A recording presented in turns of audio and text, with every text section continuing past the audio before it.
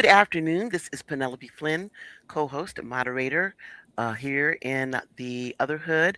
And I'm with the remainder of the Blerdsassins Next Door of Otto, Cranston, Nikki, and Sonia today. And this will be our discussion regarding Black History Month, educators, and academics. But before we get started on our educators and academics, we, of course, got to talk a little about the weather. And Otto, you are top center today. So, how was the weather in your neighborhood?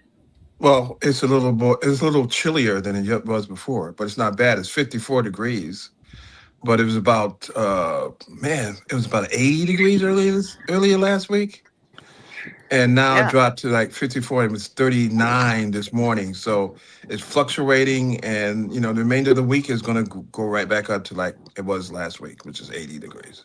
All right. I would like to have the 80 degrees, but for me, hopefully, I'll be out of the city even then. So, Cranston, how is your weather? And by the way, good to see you this week. Yeah, good. It's good to be seen. Oops.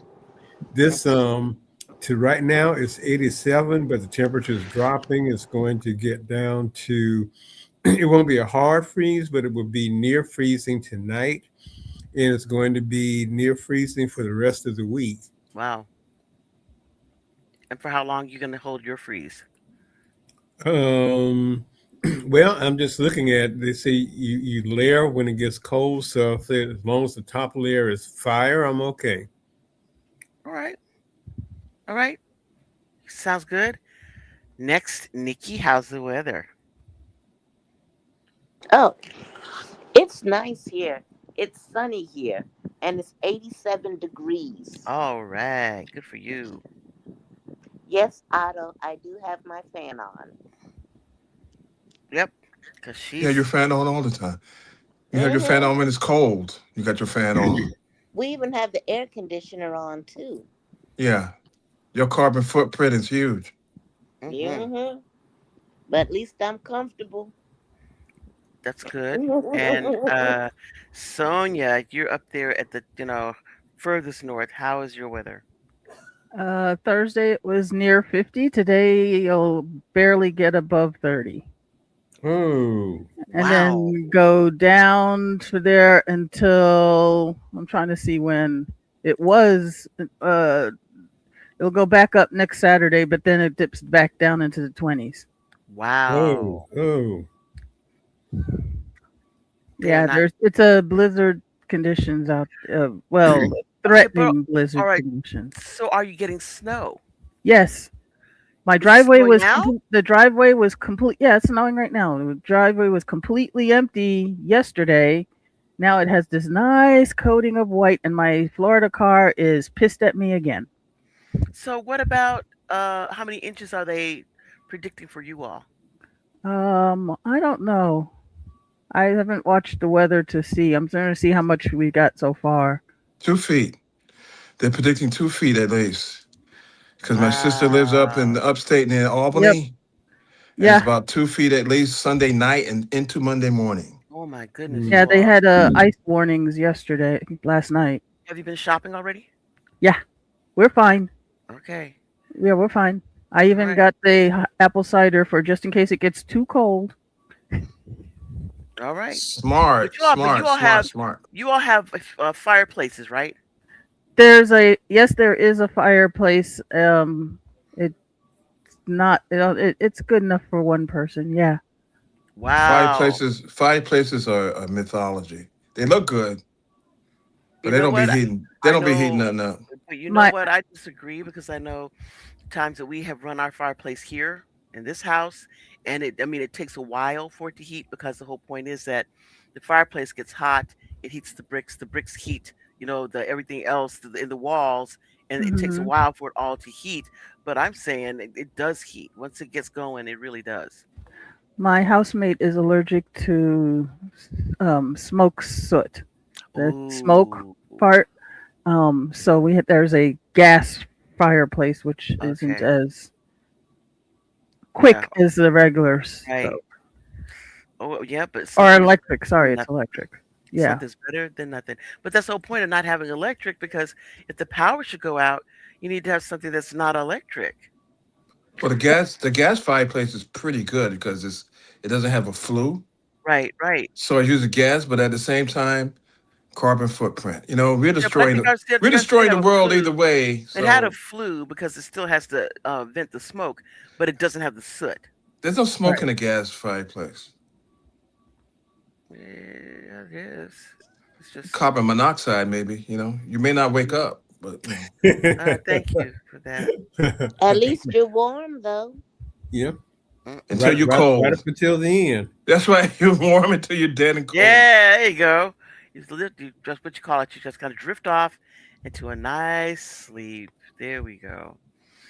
But okay, you all, we are talking today about Black History Month and educators and academics. And the reason I said we have it as educators and academics, that we have people who are, who write papers and who are philosophical, who are, academics, but they aren't necessarily teachers in the sense of being educators in a school. So I know we got people here who have been in the school systems, the college systems, etc., the library system. So who is it that you all think of first when we think, educators and academics for this Black History Month? And I mean, I may say the most obvious one, of course, is that we all think of like Booker T. Washington, you know, being educator and academic, uh, with regard to, I know he pushed toward like vocational training, but also having, the concept of, going to college, going to school, that was, I think, a big deal because it became less of a surprise or a unique thing than it was something that Black people began to think is something that they uh, either should do or that it was a normal thing to do. So, I think that's one of the first persons that comes to mind for me. So, anybody else jump on in? But what about W.E.B. Du Bois. Yeah. but All what right. about vocational training though? Is that considered in a classical sense education? I And think it is. I think it's learning. You have to learn it. I mean, it's kind of like when you think about people saying in the old days that doctors were manual laborers because they had to work with their hands and they were body mechanics. You wouldn't say it now. You would say it's a profession. You know, but it's again, something that you do, that you work with your hands. So anything you do working with your hands, a lot of professions like nurses, nursing, and doctors that work with their hands. These are professions. You know, anything that someone's going to pay you to do because you're so good at it, that's a profession. And I think most people, a lot of people look down on vocational training and they look on like education as being so-called classical education, hmm yeah, I which mean, I get is that. I Until get their that. everything breaks down. That's right. Until I need a plumber to come fix my sink. Then you're going to try to find the most experienced and most educated one. Yeah, One because I think, yeah, experience should count as part of your Mhm. education, correct? Yeah, that's why there's a lot of schools now starting apprenticeship programs as part of their um, vocational training, hmm so they can actually get the hands-on experience. Yeah, but because everybody on this panel, we basically, if you recall going to high school, the kids who went to vocational school, the kids who went to vocational classes in your school, hmm they weren't they were so-called, they weren't necessarily looked at as academics, right? yeah, but I mean, that's what I say. Education and academics are two things. That there's education that's not necessarily academic, but it still teaches you things that you need to know in order to get a thing done. That's a Well, vocation. in my school, we had a track that they had what they call DCT, which was distributed education, I remember that. and you would spend half a day taking basic classes, and at 12 o'clock you would go to a part-time job somewhere. Then there were the kids that were the ones that were probably the most dedicated, were the ones that were taking auto mechanics because they would be learning how to fix cars. And I think the idea of people that getting your hands dirty, it's changed a little bit because until you need one of them to come and do that, That's when Hmm. you decide, you're kind of glad that they do know what they're doing. And Exactly. there was a story once about this company that was going out of business, and they were going to teach all of their employees computer skills so they could be get employment after the company closed down. And one of the people who worked for the company said, well, that was really good and she appreciated it, but some people just enjoyed working with their hands. Hmm. And so they should have something there for people that, you do like working with your hands. Yeah. Yeah, agreed. Yeah, I think that's right. I think also, there's a big debate. I know Nikki brought up W.E.B. Du Bois. Du Bois. There was a big conflict from history. Of course, I wasn't there, but only what I read, a conflict between Booker T. Washington and Du Bois regarding how Black people should be educated. Should it be educated or taught regarding agriculture and the different skill sets? Yeah, what's it, mechanical, Yeah, and yeah. You see a bunch of agricultural. A, Yeah. right? You see among the HBCUs a bunch of A&Ms, right? And I think the reason why is because it's no different than, what do you call it, the Japanese uh, martial arts. Then people worked in the fields and they had the bows and the nunchucks, and all these things were equipment that you used in the field in order to cultivate and farm. And so people who were farmers, that's what they learned to fight with. All of that, all those things are just farm equipment because they weren't allowed to have swords. So this is no different than that. It's that you had to be able to feed yourself, clothe yourself, take care of yourself. But when the feudal lords and then the what do you call it, the samurai, are riding around, making sure that the normal regular people are not rebelling or not, preparing themselves for war by, getting a bunch of weapons. Well, you have to fight with what you've got, and that's what this is. That they knew. I think Booker T. Washington understood that we have a white population at that time that was not going to be too keen on African Americans having a quote unquote classical education. So that classical education had to be subordinated, I believe, to the, vocational type classes and things that he was at all times aware that these individuals would never have a problem with you doing, learning how to sew and cook, basically to be a serving class for them, that they would never have a problem with that. So you put that out there, they drink that Kool-Aid, and at the same time, you are preparing your students not just with vocational skills, but also with that, core curriculum, that classical part of your education. At least that's what I think.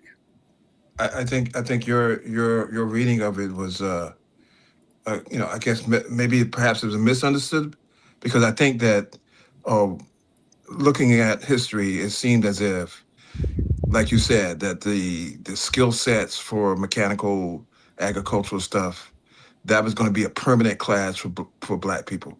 You're That gonna was get there, yes, you're gonna get in there. You're gonna stay in there, and exactly. the WEB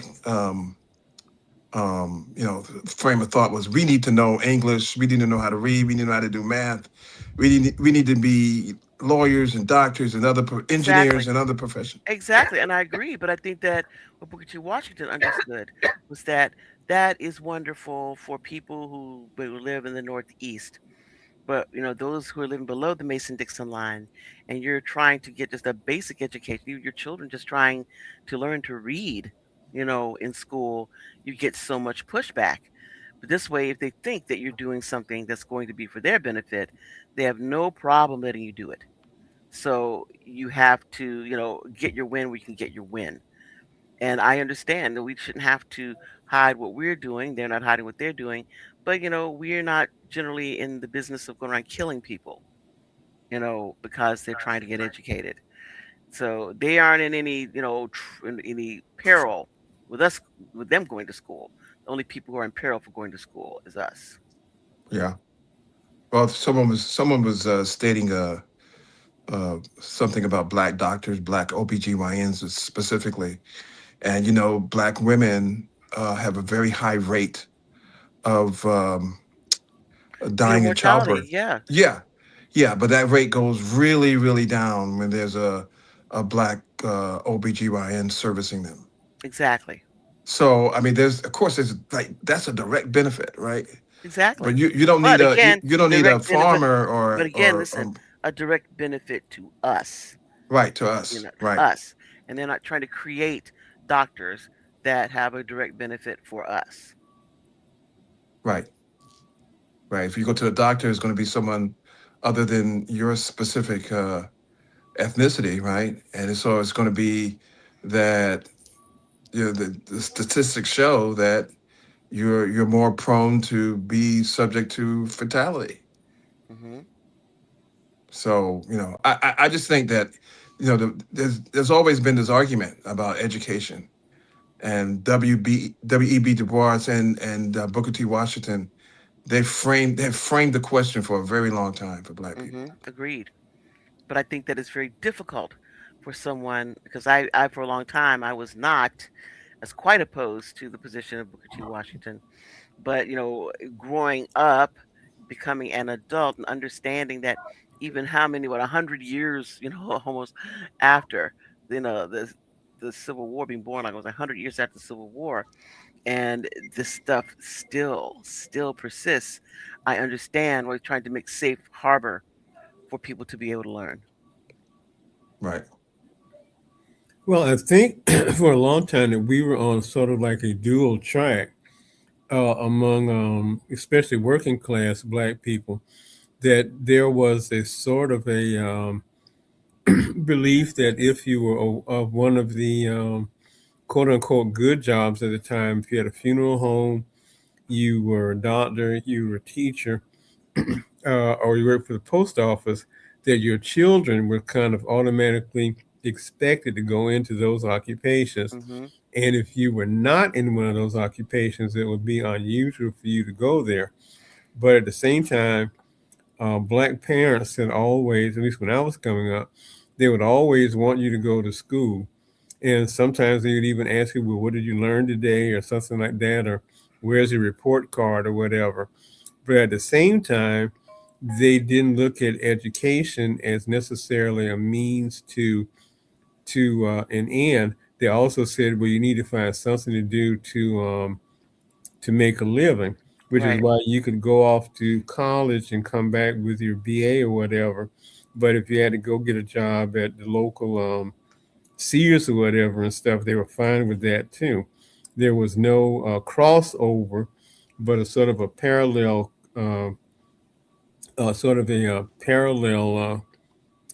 track that didn't converge. Hmm. Well, it was like the Great Migration, the second or first or second wave. So you had a lot of black people in the New York City area who were part of that migration, and so they really wanted to be they aspired to be middle class, and so they gave their children piano lessons and all this kind of stuff, the kind of thing that they, I guess, presumed were part of the middle class, culture. And so that's why I think a lot of the A&M, agriculture and mechanical, was not necessarily looked down upon, but it's like if you were slated by your school to be in that on that track, there was like you weren't fulfilling their aspirations for you. Hmm.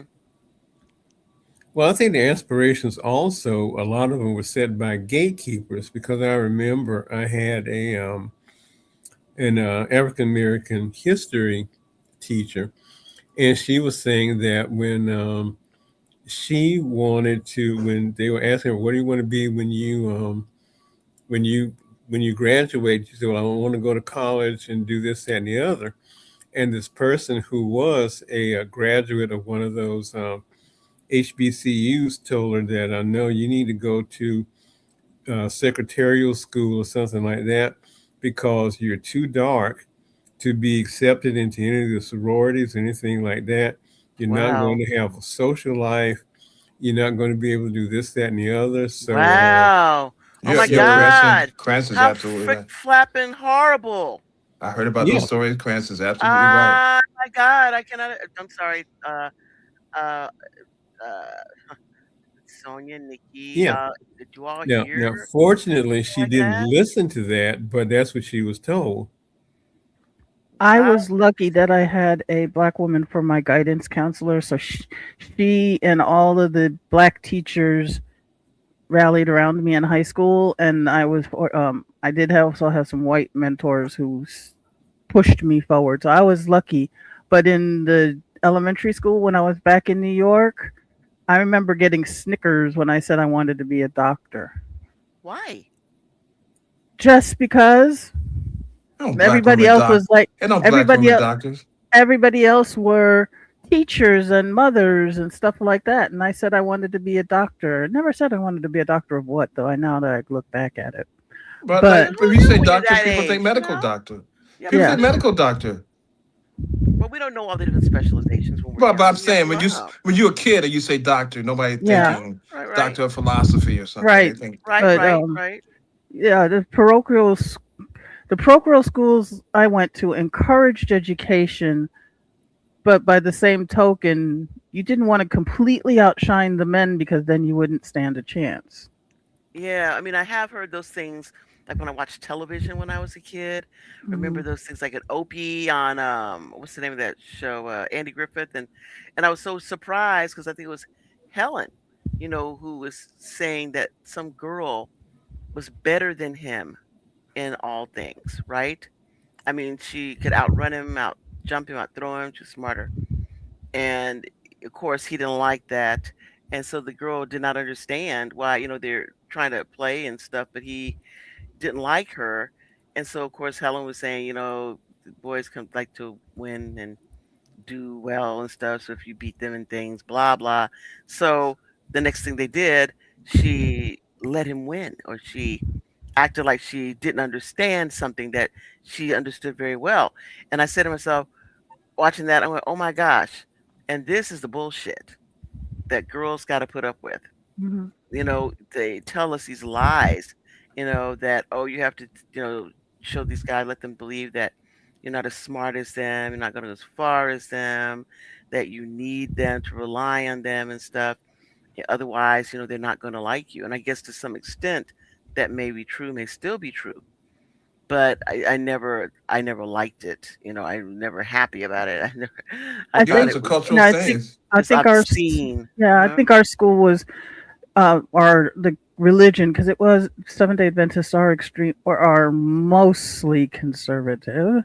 I Mhm. have to say that now because I've just encountered a church down here that aren't as rigid as everybody else that I've encountered. Oh, good. Um, but they were like, you could do all of those things, but your first priority was to be the wife and the mother to, serve God. And And I Uh, so think to anything that serve your didn't, family. yeah, and so anything that would interfere with those directives, because you came from the rib, which is the side, and I'm like, isn't that supposed to mean that we're partners?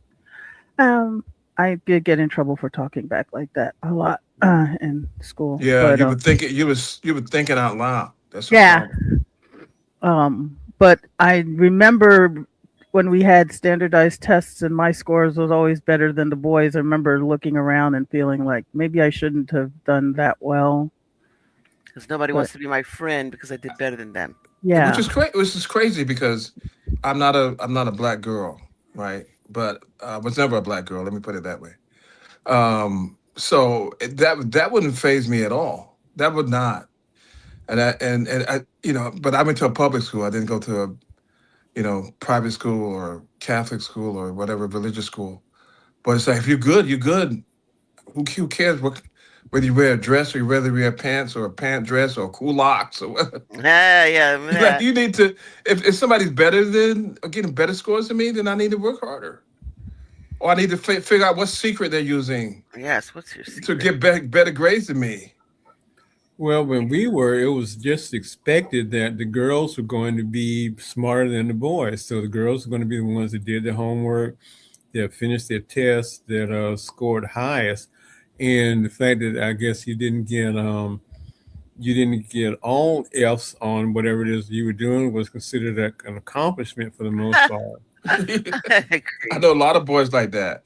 But growing up, the separation wasn't academics. At least in the New York City public schools that I went to, the separation was athletics. Hmm. It's like girls were not expected to be able to participate at the level that boys did. We had some girls that played basketball. It was, you Mhm. know, if you're good at basketball, you're good, but they couldn't jump as high as we could, Hmm. Mhm.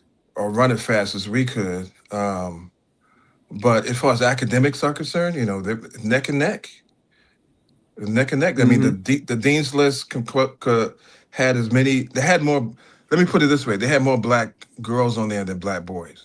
Mhm. And I'm always under the impression that like Francis said, there was black girls were more, and I think it's still true to this day, to a certain extent, that black girls, black women are more articulate. And I hate saying that, but somebody, I'm gonna be like that guy. I'm gonna say, prove me wrong, or Mhm. tell me something that's wrong about it. But what I see is that black girls are more articulate. Black women There are was more a thing that articulate. said that black women were more educated, more read, what's the word? They were more Well, well reader, read. yeah, more well read. I I think can't that's remember true. where the statistic It's all was. over the place. I remember seeing it at Black Enterprise. I think Hmm. we were Penelope and I was watching some documentary. They were talking about it the other day, and Yeah. it's just almost like a given. Yeah, but I think one of the issues is that when you are in school nowadays, and I mean, for like at the past, I guess 20 some odd years, when children are in school, they want you to be quiet. They don't want you to talk. They don't want to have any type of exchange. Sit down, be quiet, do this work, ask a question if you need. I'll tell you what it is that you need to do. You should listen and understand it, remember it. So I think that that's the problem, that we've had with our children is that our kids are taught just basically listen, don't talk, especially our boys. You're in class, don't talk. We don't want to hear you, Yeah, yeah, saying anything. right, right, Regurgitate And back what I'm telling you. that's all it is. That's right. all it is. Or And boy raising his hand and saying, mhm, "Let me tell you what I know about this subject." I think that black boys are kind of discouraged from that. agreed. Agreed. And I think a lot of times girls are more verbal because in home, I think girls are probably more verbal because they get the directions, go do this, go do that, fix this, fix that. Right, They're right. in communication with their parents, dealing with their siblings. You know, a lot of guys they play, with their friends and things like that because a lot of times they're not given a lot of the responsibilities that girls are given. Or to give the responsibilities where there's not a whole lot of talking going on. Right, right. And the girls a lot of times are given those household responsibilities that include, a lot of Yeah, talking. because I believe, if you're in the kitchen and you're cooking, you're Hmm. not going to do it silently. You No, know, you're talking or you're asking for stuff, you're communicating with people. I think a lot of guys are discouraged from deprived. communicating also. We're I think they're deprived discouraged and because discouraged. with Yes. their friends that you were in school today and you were talking to the teacher. Right. You were Right. talking out I saw loud. you You're talk, and I being saw you talking to the seen. teacher. Right. Yeah, I saw you. Look at you. What's that guy? I mean, because one of the things I keep telling you that I cannot stand when people say to a child when they have something to say and they're trying to express something and they said something that is clever. Because a lot of our children are very clever. What do they say? Oh, you think you're so smart, You think you're so smart? Yeah. as Yeah. if it's a bad thing that you're Right. being scolded for Or you how about being the other quick-witted. thing? How about the other thing I heard? You have an Hmm. answer for everything. Aren't I Yeah, supposed? Aren't I? Aren't I supposed supposed to to have an do answer? that. I went to school for the Yeah, ability to have an answer for an everything. answer for everything. You Yeah, know, and I think children feel they need to be quiet. That or you trying to act right. oh yeah, that one there. I didn't Now, get that one until that is, junior high. Yeah. yeah, I think that fortunately, I think now that's not a thing anymore. That that everybody's expected to do as well as they can, and they don't discourage people from doing that. They may not encourage you do that, but they want to discourage you from doing that too. Yeah. I don't Um, know if that's right. I think they do. I think they do discourage you I don't know if they're from still doing it. doing it, but I know it was done when I was growing up. I think they still do. I think they still do it, and I think a lot of boys, from my perspective, and I work with a lot of, um, I guess, middle to low income children, is that males, when they show those attributes, they're looked upon as being, um, as other. Whatever Yes, mhm. whatever you want to put to that other basket, that's what they are. and if you're and so smart. yeah. So it's kind of And discouraged, or right? if you're gonna show up and be smart, you gotta also be an athlete. So it's almost you got to almost be a scholar athlete if you want to be Yeah, a scholar. yeah, right, right, right. To basically, unfortunately, to keep people off you, Mhm. because it's almost like not only you have to worry about the bullies who are your peers, but you have to worry about the bullies who are your teachers and your bullies who are your administrators and the Mhm. people who tell you what you can't do or try to direct you to another you know avenue. I remember my brother who was down here. We brought him down here, and he was on the football team, and then he was on the school newspaper. And he wanted to Mhm. go to a certain school, those certain northeastern normal, those schools that people go to. And he was totally discouraged as going to those schools. He was told to go to this school, and God bless Florida, but he was told to go to this school in Florida or this school in Texas or the school someplace else, and he didn't listen to them. He listened to us, and of course, he got to the school that he wanted to get to, and then the people, some were white, some were black, the people who discouraged him from even trying to get into those schools, now they wanted to claim him. Yeah, Mhm. like it was their big, you Yeah, know, they're big success. success. Yeah, And exactly. and then Penelope, you remember this? Our daughter, and she went to a private school, and there were a lot of blacks, there was some Latinos there as well. Mhm. But Yeah. when they march across the stage, they would say what college you were going to, and all colleges are good to a certain extent, okay. But some colleges and universities give you a better chance at swinging, you know, for a living, to have an impact on society that you want to have.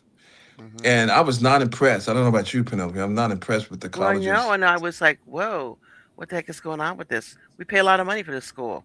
Where it's like, I figure when you left here, we'd have to be a shoe-in, to walk into some of the schools that we thought were, you know, schools that you should walk into. Or elite school. Yeah, Are those right. closed off? The impression is that elite school, universities and colleges are closed off to black people unless you have Mhm. some sort of affirmative action or leg up. That is a lie. It's always been a lie. Before affirmative action was even thought of or around, there were Black black kids are people going to those going schools, to those and schools. they were pushing against you even then. All that affirmative action thing was a trap for them to be able to use it as an excuse to say that someone giving Oh, you something I didn't get into Harvard because some black woman took my spot. as if, yeah, you bought that spot 2 years ago. You yanked it out your hands on my way or something. I don't know. But yeah, I mean, that's kind of some craziness because people were getting it anyway. And now they want to create, this story, this tale, this narrative they can, pull out of their asses whenever it Right, was that they failed. right. Well, go to an A&M. Well, Mhm. we know A&M schools, they teach more than, how to farm and how to fix a car, right? Exactly. Well, that's what it is here. That we want our state HBCU state supported school, Florida A&M, is noted for having in each one of the schools has a specialty. So if you want to go into law, you go to University of Florida. That's where you make all your connections or whatever. But they said if you're going into nursing or pharmacy, the best school in the state to go to, with bar none, is Florida A&M. Hmm. It's at Also, I Florida remember that Florida A&M. A&M used to have like one of the best business schools Yeah, back it in the still day. I does. remember. It Mhm. has a highly ranked business Hmm. school, Florida A&M. Hmm. So, that's still there. But, the issue is that You're not encouraged to go to those type of business, highly ranked business schools. And then you get a place like Howard University, Howard Oh, University Law hell School, no, law man. school, which says was brags about, failing out one of three Yeah, students. they from their first to second year that they fail the bottom third of their class. And when I saw that, I said, well, I know somewhere I ain't gonna be applying to. So I spend too much Yeah, because I money don't know. I in may slip school. up. I know I may who make knows. Anything could I may happen to make a me. mistake. I Yeah, mean, anything is could is it happen to me. school? Is it school a place where you make mistakes, where you learn? Yeah, but And I'm so sorry. when I I don't make a know. mistake, you're gonna stab Mm. the crap out, stab the Yes, shit and out of you. I said that can happen to me at Yale and Harvard. Why, Yes. why would I go to school with everybody that looks like Yeah. me, and you're gonna do that to me? No thanks. Right. Right. In order to give your legitimacy among those professional schools, right? But they So you don't go to do a it, so place. why should you? They don't even give grades. Yeah, some schools don't. They don't even give grades. Pass fail. Yeah. Yeah. Mhm. And nobody fails. Nobody fails out of Yale. Nobody fails out of Yale Law School. Look, if you fail out of Yale Law You School, tried. I say I would hire you because that takes effort.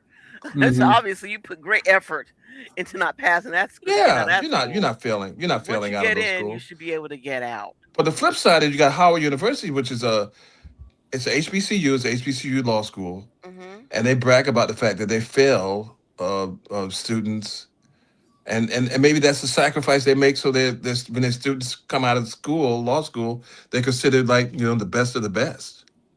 I don't think so. I just think they're the most traumatized of the traumatized. It's like, are you kidding me? I said, why would you traumatize your students like that? Well, the idea is that like I said, that you don't get diamonds unless you put it under pressure and everything. So they figure if they put you under enough pressure, either you're going to rise to the top or you'll just crumble and end No, up that's okay. selling used cars or something. Yeah, You're that's gonna okay. crumble, crumble. That's So all right, man. no, You so do what are you that. degrading people who are used car salespeople, Hmm. Cranston? Well, it was like I was this guy who was when I was at FSU. There was this guy who was the head of the psychology department, and I don't know if he just went to every class once a semester to just to be seen to see who was there or something like that. And he looks like he had been, like he had gone to school with Freud and or something like that. And so he's kind of tottering around and everything. And he was telling us what our chances of succeeding any further were. So he said that at Florida State they got 2,000 applications a year for the graduate program, and they only had 20 slots. And then he said to be considered for one of those slots, you would have to have your name on at least three papers that have been submitted for publication somewhere. You needed to have at least three faculty recommendations. You Hmm. needed to score like near perfect on the GRE and all of that and stuff and everything. And then he said, after all of that, that Florida State was only considered a mid level program. It wasn't Wow. even like you weren't even trying to get into Johns Hopkins if you did that.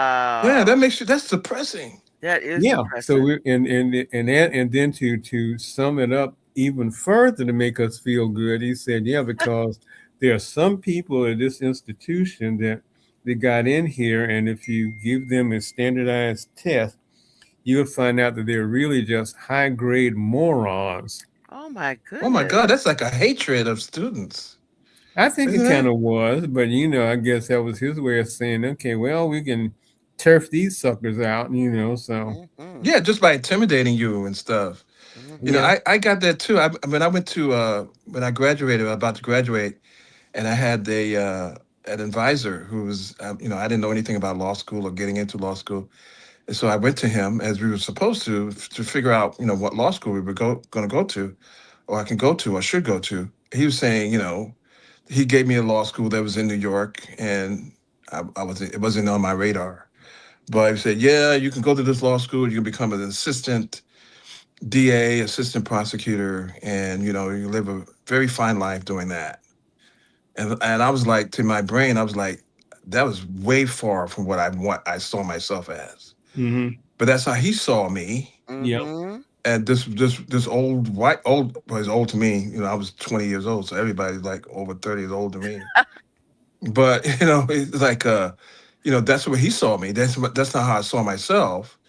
And Mm-hmm. so I think that when we talk about academics and Booker T. Washington and W.E.B. Du Bois, it gets lost in the translation, right? Mm-hmm. I think Of so. yeah, yeah.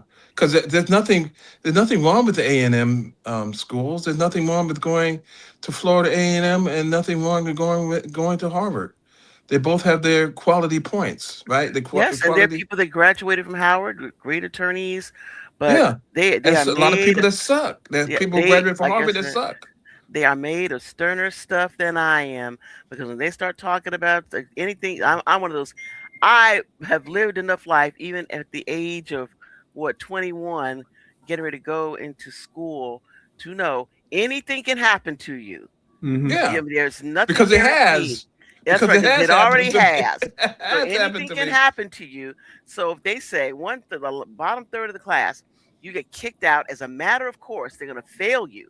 So I'm not stupid enough to think, I mean, Well, smart enough or lucky enough to think yeah. that nothing will ever happen to me. I could Well, get sick.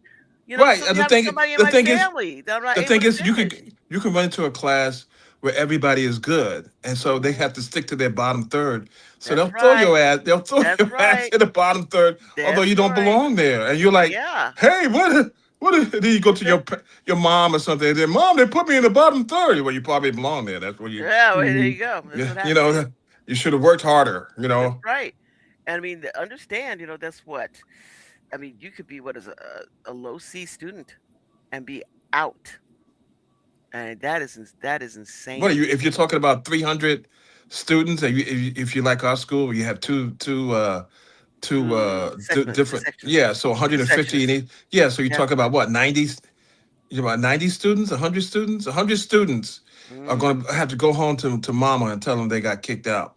After paying all that money for the first year that you were there, Yeah, and get at the I don't family, think and the so. family, having a party and sending you off, and with high aspirations. Here you come back with like a stick over your shoulder with a handkerchief tied to it. Say, you got kicked out of No. the school. You in that bottom Oh, third. no, no, no. I am not having Mm-mm. that conversation. No. No, no. And so I'm sure other people that I want to have that experience. I want to have the HBCU experience. And I say, God bless you. But I can't, there cannot be a possibility of anything happening where I waste a year of money. That cannot Mm-hmm. happen. I'm not in that space. Psychologically, I could not live in that space. I would be there the entire time being mad. But what about the notion that most black leaders, or they said at one point, black leaders all went to HBCUs. You have Dr. King who went to Morehouse. uh, Morehouse, and then you have people who went to Meharry, and Hmm. they all have HBCUs somewhere in their background. The Dr. King then went on to Boston University to get his graduate degree, but Hmm. somewhere in there, on their resume, somewhere HBCU is there. What is your impression of that? Is that a correct But thing? I think 20 years ago, 30 years ago, it was probably more true than it is now because the concentration probably of African American people were going to HBCUs. And as people started to branch out and go to other schools, then different names and stuff started showing up. But I think, yeah, at the beginning, of course, the concentration of people and who were going to school for that reason, that somebody says, well, if you want to do this, blah blah blah, you need to go to HBCU. So those people who wanted to do the blah blah blah, be the quote unquote leaders, that they went there because they said, well, that's the place you got to go in order to get basically the credibility, that you are a person, that is going to be working for the community, blah, blah, blah, et cetera, et cetera, et cetera. Well, I presume the HBCUs, and this is wrong. Just I know it's wrong, but I thought when I was thinking about colleges and universities to go to, I thought HBCUs were easy schools to get into. I could get into them anytime I wanted to. So it wasn't really like a challenge or anything. So I, had other schools on my list. That's wrong, isn't it? Yeah, well, Yeah. I think what it is with HBCUs, and the first thing that was wrong with it was it was a way for the non HBCUs to look down on these institutions that they were somehow lacking. But within the HBCUs, there are a lot of people who wanted to go there. They didn't want to go to a majority other university, Mhm. and that the people who came from there had a tradition that they were serious about what they had learned, and they insisted on excellence, and they knew stuff, and you couldn't say that they were really deficient, but it was just considered another way to say, well, they went to a state school. Well, it's like people that went to a state school versus people that go to a private university. Mhm. Then And there's some. also the economics of it. Had another department other than the business school at FAMU reached out to me, I might have attended FAMU. But no one else reached out. No one else offered. I was, achievement scholar, so I was expecting all of these offers and didn't get any from any HBCUs actually. Now that you say it, though, Sonia, that's right. I remember that.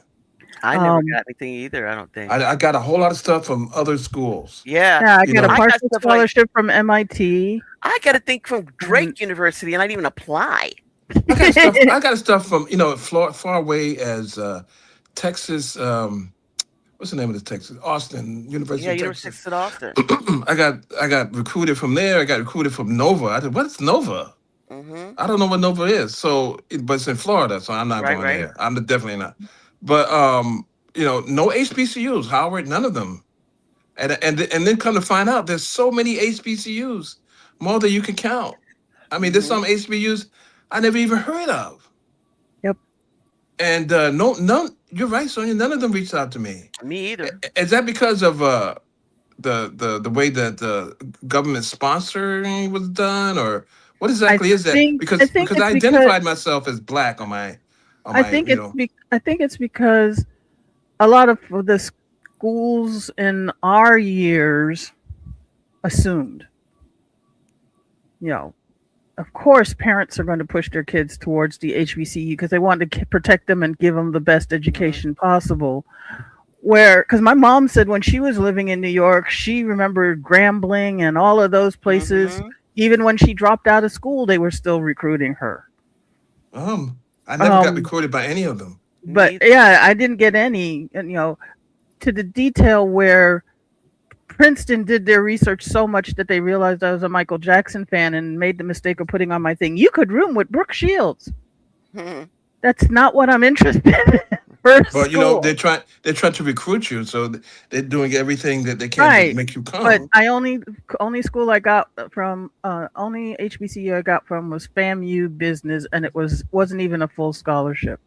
Mm. Yeah, and And those it, schools, and another thing, those schools are expensive too. Yeah, yeah, and that's the other thing that it's expensive, but and that's not I how mean, they and started. and what they do That, is tell you, like from my perspective, like when my mom would say, "Oh yeah, you should look toward getting going to somewhere like FAMU," and I start looking at the money, and I'm like, these people aren't gonna give me any money, you Well, know, isn't it also tradition, family tradition? Like, if your parents or grandparents went to family, it's the same way if your legacy. parents or yeah, it's a legacy thing, right? I don't know. Nobody ever told me about it because I mean, if my parents went and my mother certainly graduated. I never got any outreach, saying, "Hey, You never they never sent you a booklet or anything. no, I not that I recall. I don't ever recall having gotten anything." But I think the other reason they didn't recruit probably is just it's just a numbers game, because I think the I don't know, it's probably larger now, but I remember when the student population at Florida A&M was like 5,000 students, whereas across the railroad tracks, the student population at FSU was 24,000. Wow. So if you only got to fill 5,000 slots, you don't have to recruit anybody. You're gonna be I guess you're overrun right. with people I Yeah, guess you're anyway. right. that's true.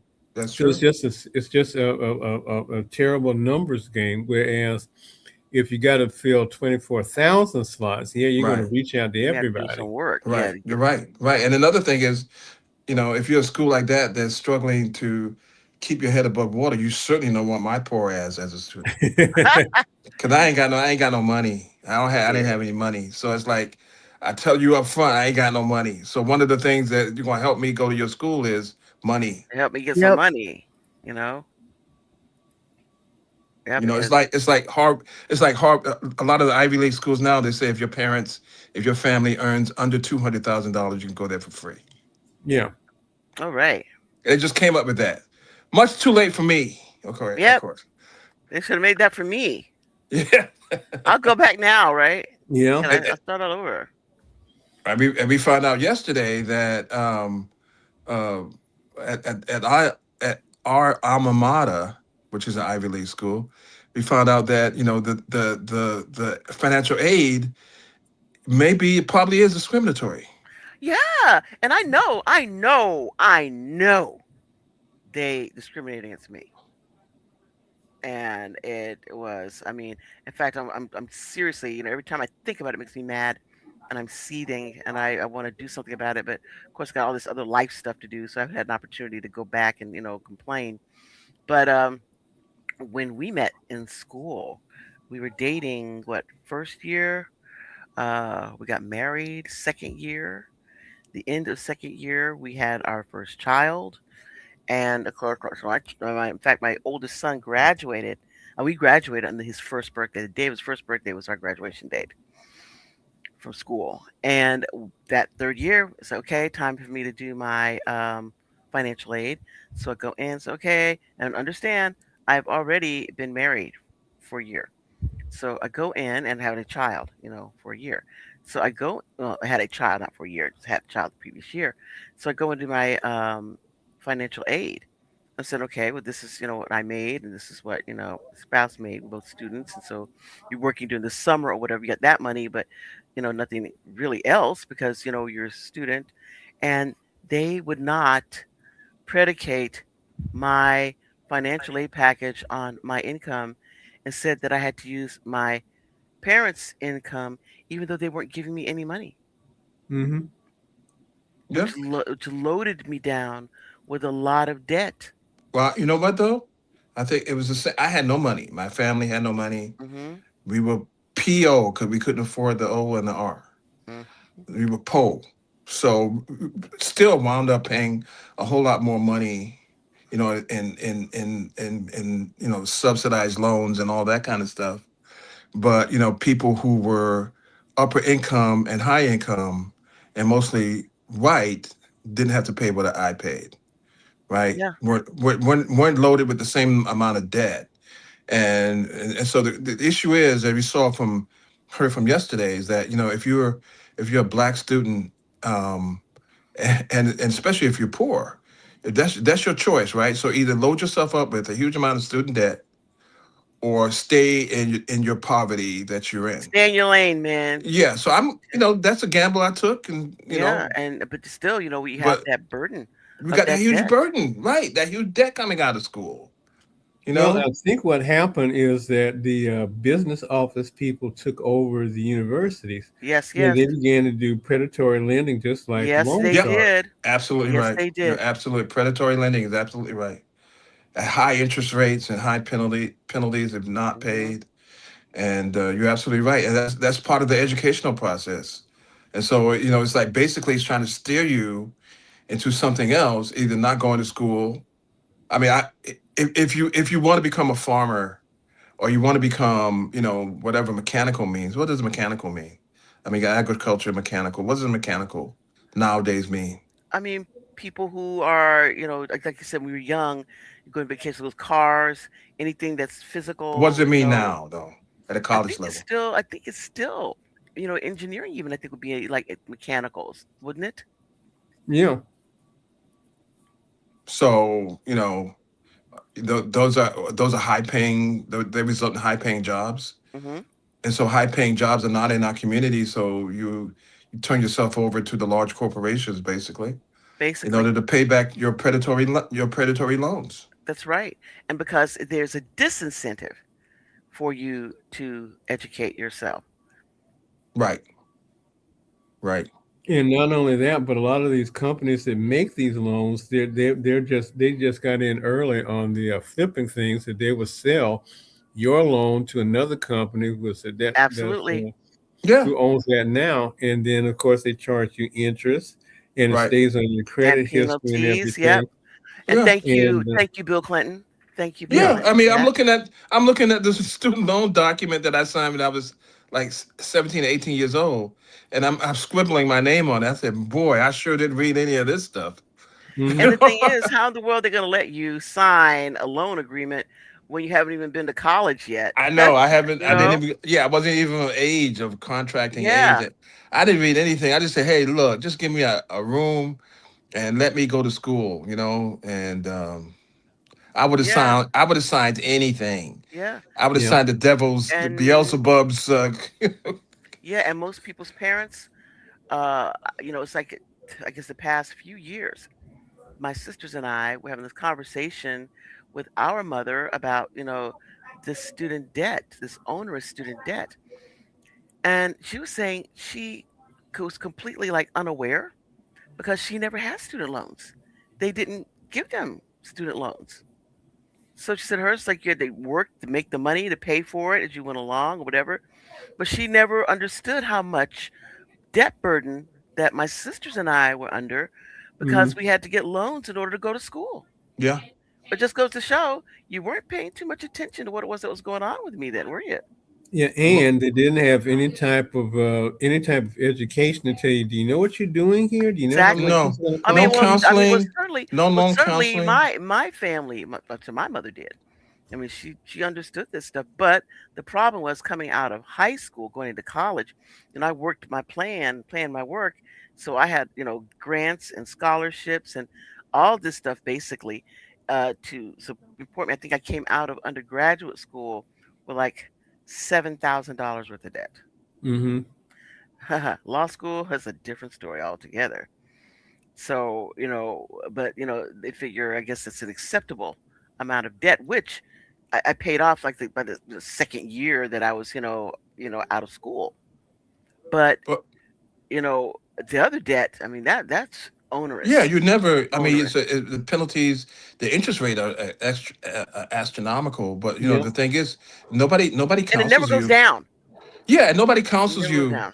Nobody counsels you on this. And the thing, when I was that age, it was a first loan. Nobody was going to give me a loan. I never applied for a Hmm. loan. I didn't know the intricacies of a loan, of lending practices, or any of that. None of it. I'm just a lamb led to slaughter, Right, basically. right. And Yeah, so, all you knew is you just fill out this paperwork, send it in, and they send you a check, and you That's get yeah, I it. right. mean, It goes to the my financial, school and it pays the off my, finan, yeah, the yeah. financial aid office tells you to go to this bank, a bank I never stepped foot in New York because I didn't have any money. So why would I go to this bank, Chemical Bank or, Chase Bank or something like that? I Hmm. never stepped foot in that bank. I had no money, so why would I step foot in that bank? If I had a Exactly. check, if I needed a check, like for summer job, if I wanted to like cash a check, I go to the check cashing place that took out another percentage of my pay. Right, You know right. what?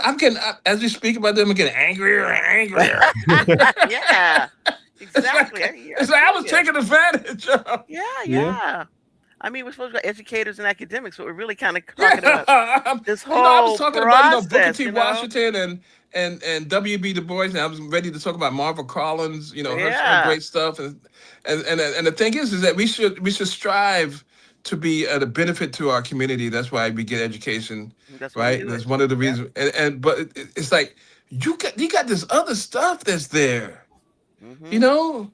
It's like till Francis said that, I didn't really think about predatory lending, but he's absolutely right. It was. Mhm. Mhm. It Yeah. was. It was I mean, absolutely Yeah, I predatory. can I'm remember back when, yeah, I can remember when the government just says, "But you know how much you owe us for whatever it was I owed them for," and they said, "Well, we're just going to confiscate your income tax returns until you pay this off."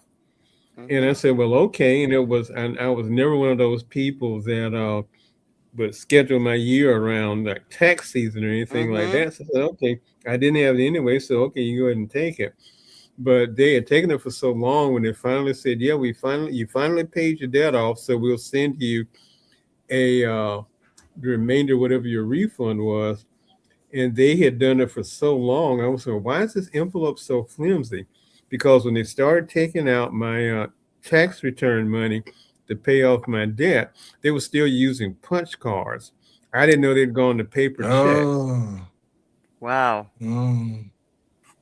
Yeah, but now I got these things that say, now they're going to take your tax return, you're going to take your Social Security benefits, so you're old enough and start accumulating, us sending out Social Security benefits. We're going to take some of that too. Nobody told me that when I was Mhm. 17 or 18 years old. And to be honest, if they told me that, I'd say, oh, yeah, okay, who cares? Probably would have back then, but still, they think we don't know what that is, and we think on the long road that we are not even thinking about that, I'm not you thinking know? about that at 18 years old. I'm not thinking about something that's going to happen 48 years from now. I'm trying to live for now. I'm trying to get out of my situation now. And so I'm willing to, and they know it. And and They know you're willing to mortgage your future. yeah, you try to you hawk everything that you got, including your future Mhm. income to get out of the bucket that you're in, right? Mhm. They know it.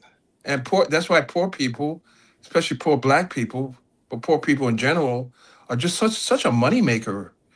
As Mhm. Francis said, they get this paper, you sign it. Some 17-year-old sign it all scribbly and stuff, trying to act like an adult. And it goes from place to place. They sell it for nickels or pennies on a dollar or something. Mhm. And you say, "Mom, Dad, whoever, aunties, uncles, hey, look, I got it all worked out. I got it all figured out." And you don't know, basically, like again, you have mortgaged your entire future. Yeah, Mhm. your family's Mhm. future. Yeah, Your children who yeah, you haven't even had yet, yeah. you know. Because we have multiple presidents, Democratic presidents, who have really carved us up. Now the Republicans, carve you up in different ways.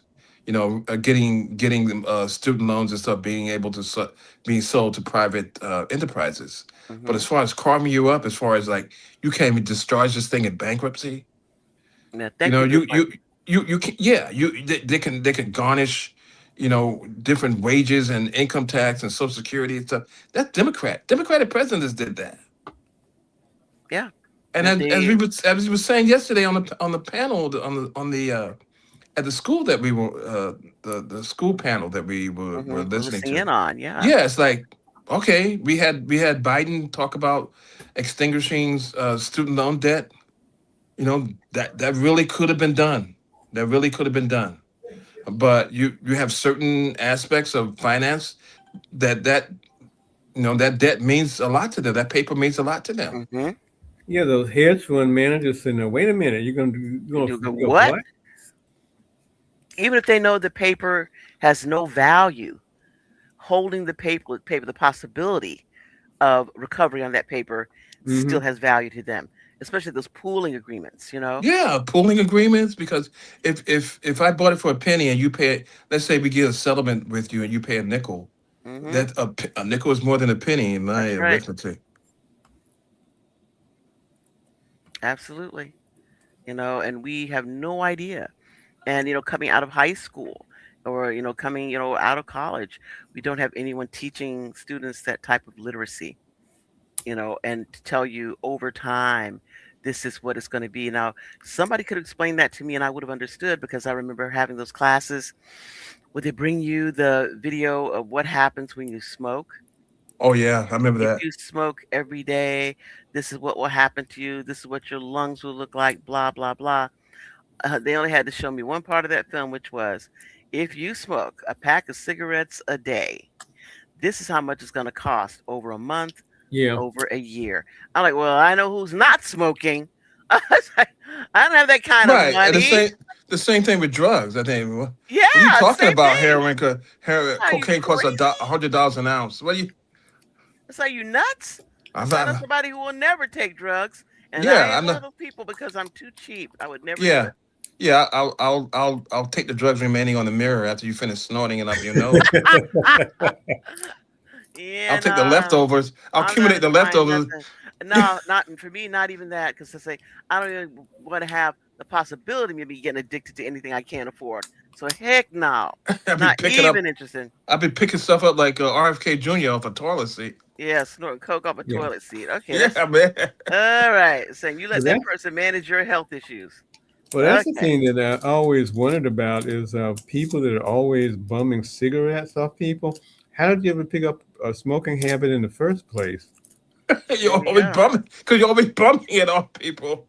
Yeah, you I know. remember. I remember in college, like I don't know if anybody else remember this, but I never paid for beer. I don't know if any of our friends ever paid for beer. Yeah, you go to keg parties and you. Beer, they gave those Yeah, kegs free. Those kegs yeah. were free. They didn't charge anything for them. They come pick them up and they would refill them and ask us when is your next party? We'll give you another keg. Yeah, because they're creating addicts. Yes, Yeah, yeah. the thing that I look back on, I said, at the time I didn't like beer, but every Tuesday would be like dollar a pitcher beer night. And I Hmm. look back on that and said that would have been perfect. But at that time, didn't like the taste of beer. Right. I've managed to overcome that deficit. Overcome. Uh, I've never been over. I've never You're been able doing to better than me, overcome. Cranston. I was always the one pouring it. I could never touch drink it. mhm. I could never drink it either. I couldn't stand Yeah, it. even now, I know you are like, eh, I'll I drink, but I does will drink not. more. I'll drink more liquor though. I'll drink Yeah, Coke 45 and Old English, yeah, but but not not beer. beer. No, Beer. no. But this was some of the real aside, real quick. Somebody called me and told me they were coming out of a store somewhere, and there was a guy who was out, bumming for money. And I thought this was bad. There was this woman that passed one day, and she wanted to know, can I spare $10? And I'm thinking, okay, but 10.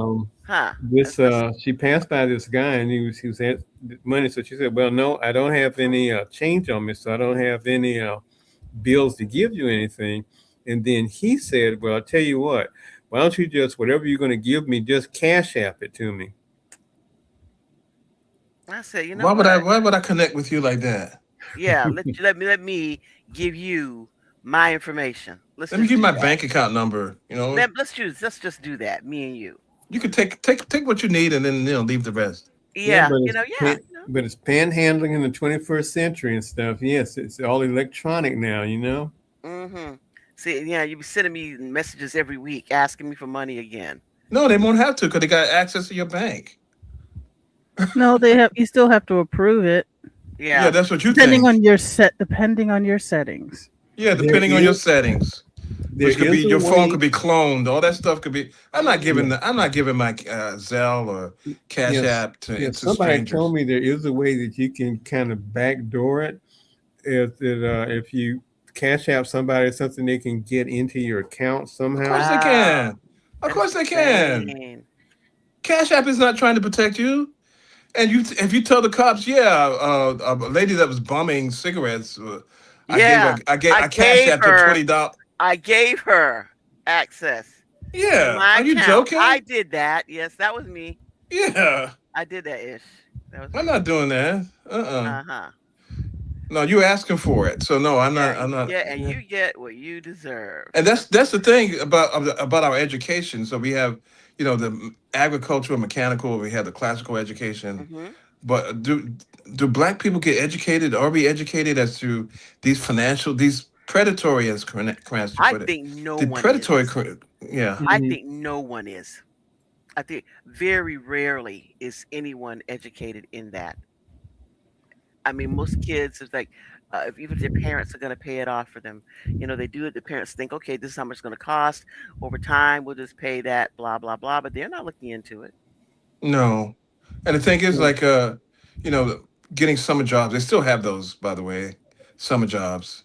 I'm not sure how they pay people anymore. Probably pay people by loading a card or something like that. But back in the Or they do day, it like put in your account. We have probably a card because every child doesn't have an probably account. a card because we didn't have a bank account. I didn't have a bank. None of us I had had a bank bank. accounts. I did. I had a bank account. Yeah, we didn't have a bank account. We never stepped foot in a bank.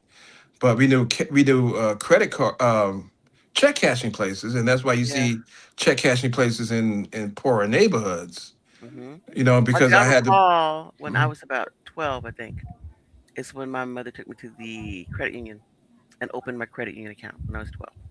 And I kept that account all the way, I guess, through law school. I had that same credit union account, the Broward Teachers Credit Union account. And after that, I didn't have it after that, but I kept it all the way through then until I left uh, the state for good, you know. Well, excuse me, Richie Rich, because I I know. Just said I my have just bank. the same. It's like when your aunts or people Okay, give you yeah. money for holidays and stuff. That's where I put it. Sure. When I had summer jobs, I had my regular job, after school job. That's where I put it. I would maintain Sure, yeah. my bank account, my savings account. You probably Oh want no, to I mute turned the Cranston camera for a off. while. Penelope. Okay. So you're not being televised. But we can hear you. You want to There we mute go. Cranston for okay. I did. Thank you. Okay, but you know the check cashing thing is that you don't know, and so if we got paid $200, they took 10% out, was $20, That's right. and so we kept 180, which was fine by us because that's more money than we've seen, you know, Right. whatever. Right. Right. And so we willing to give 20 to get 180.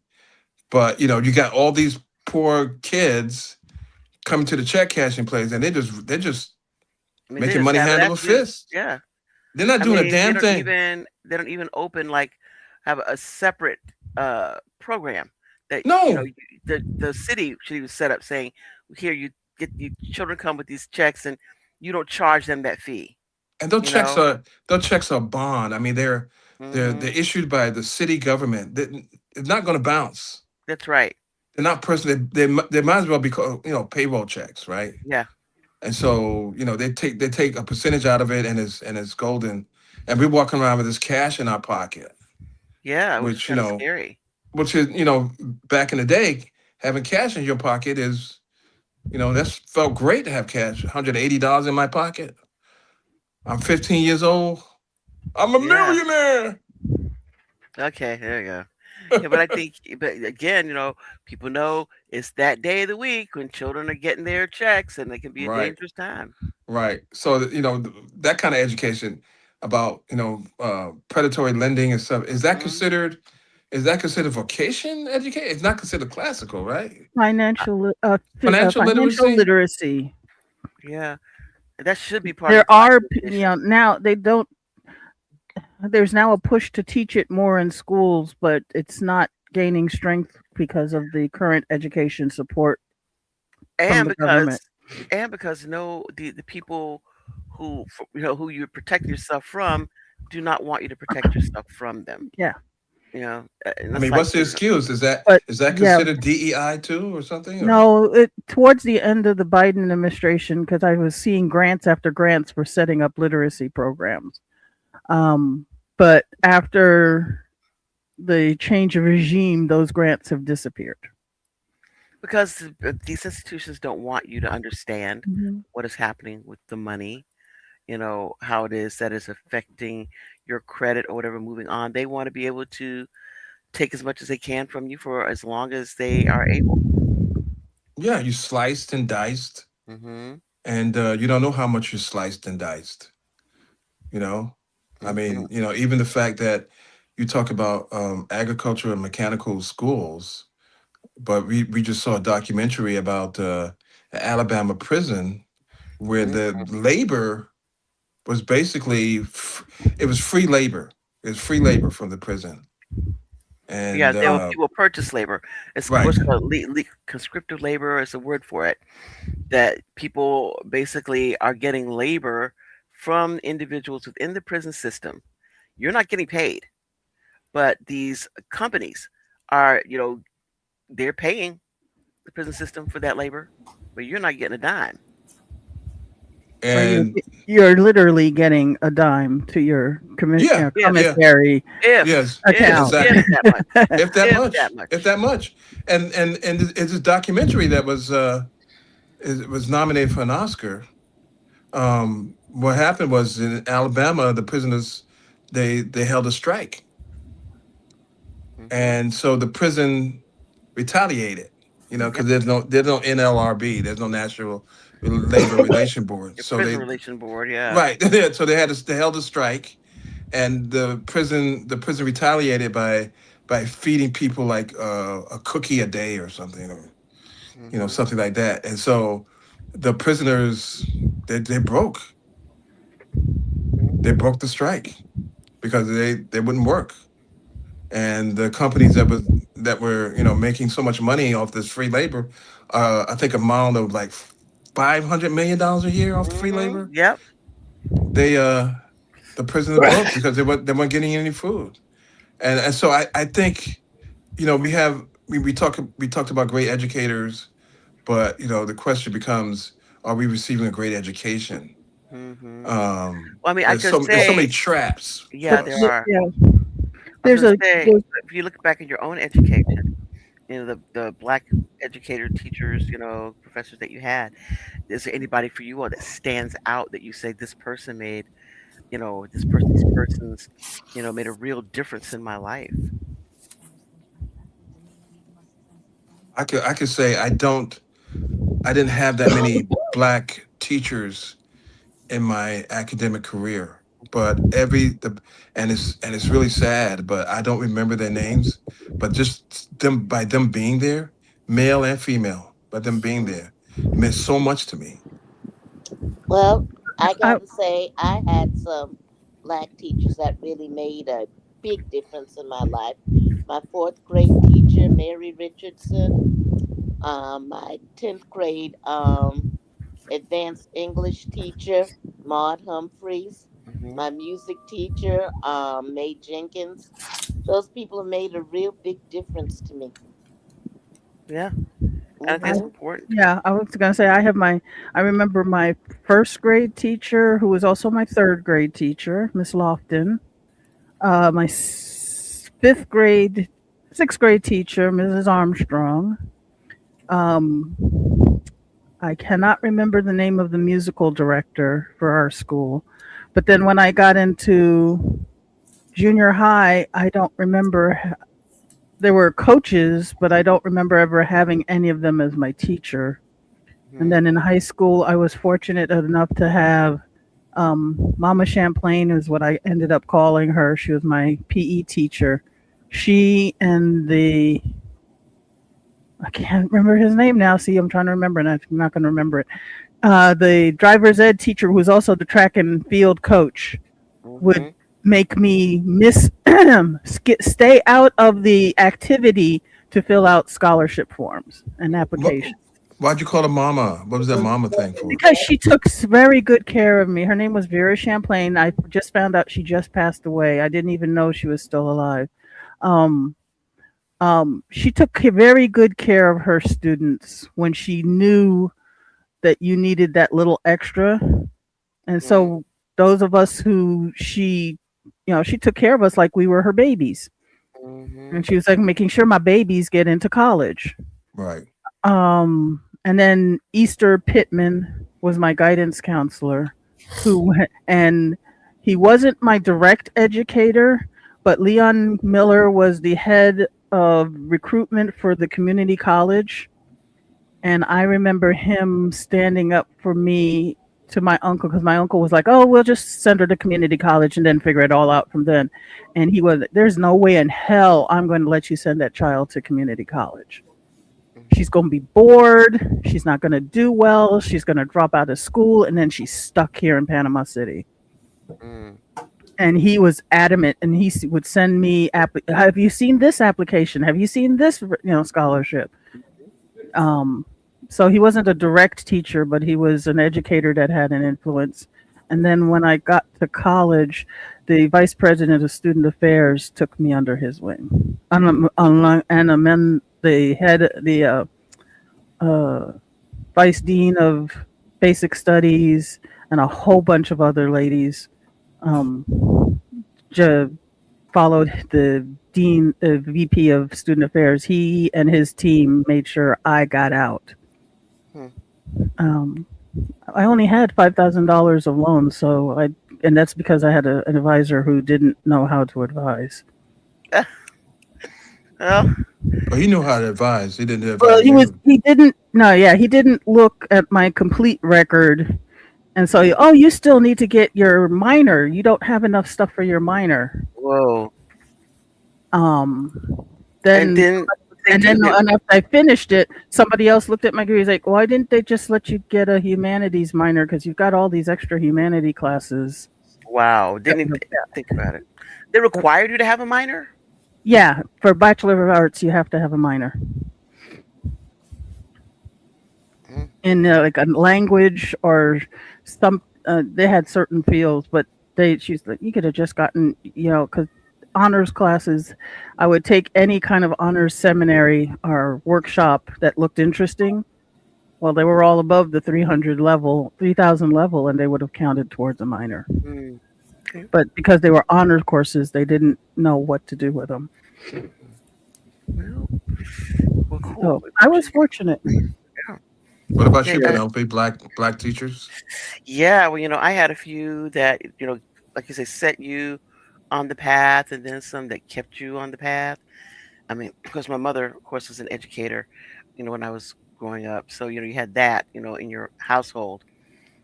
But my mother was a music teacher, and then she was an administrator. But, I only had her as a music teacher when I was growing up. But the people that stand out to me, my third grade teacher, Helen Lyons. Um, because she was a good teacher.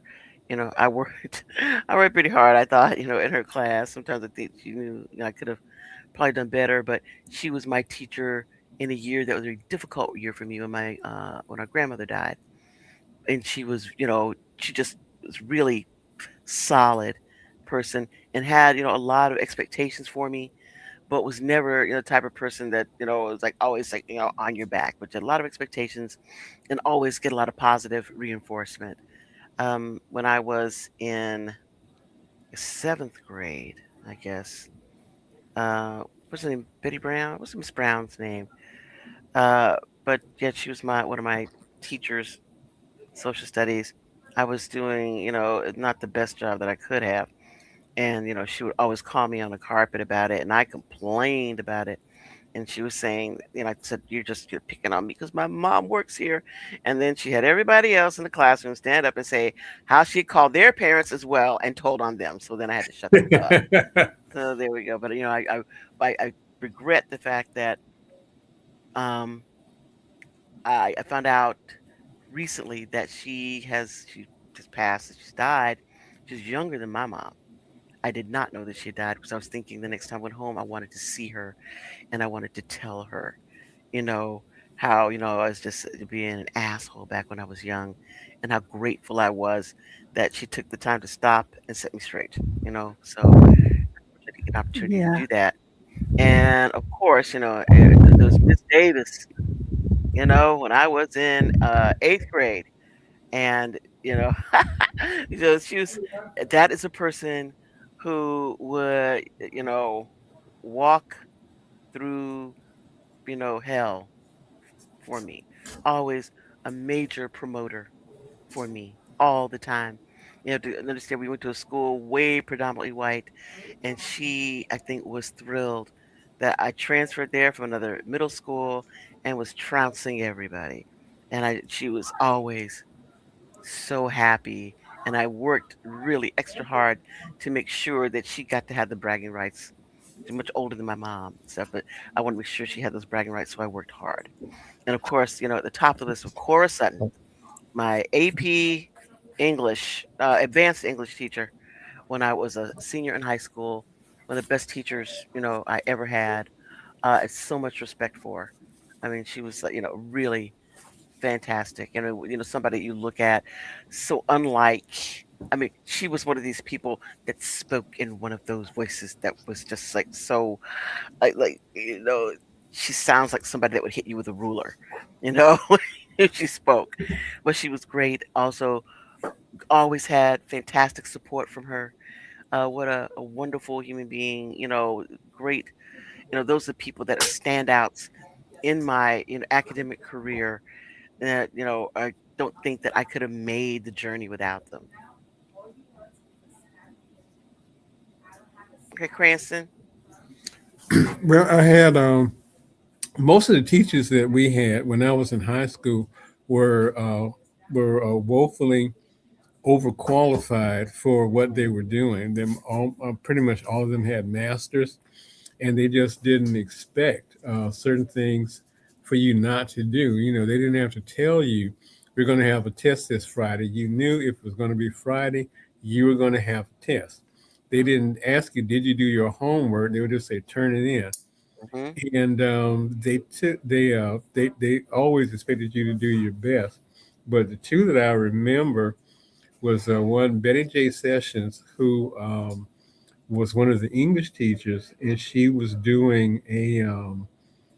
This was back when they had summer school, and for all of you who couldn't get whatever you were doing in the 180 days previous, you're going to try to make it up for it in 6 weeks before school came back.